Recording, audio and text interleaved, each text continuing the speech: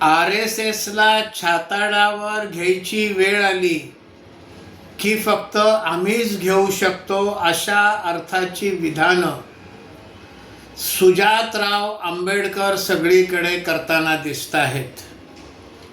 RSSला challenge करण्याची हिम्मत फक्त आमच्यातच आहे.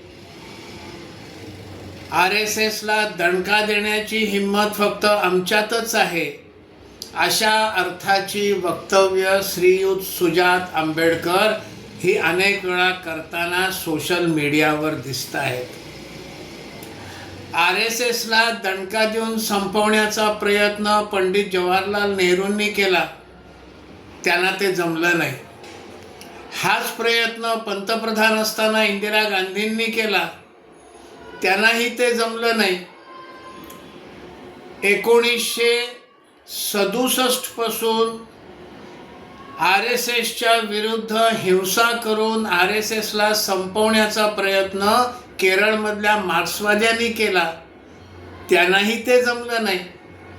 पंजाबमधल्या दहशतवाद्यांनी RSSच्या शाखेवर गोळीबार केला, तिथेही RSS संपलं नाही.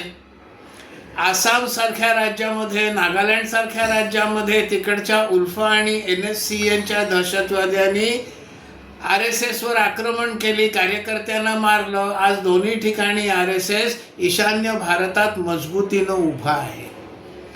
तुम्ही हे RSSला छाताडावर घेण्याची, RSSला दणका देण्याची हिम्मत जर तुमच्यात आहे जे म्हणता, याचं एकच कारण आहे की RSS प्रतिहिंसा करत नाही, म्हणून तुम्ही हे म्हणताय. आणि दुसरं असं, तुमच्या दणक्याची ताकद ती किती?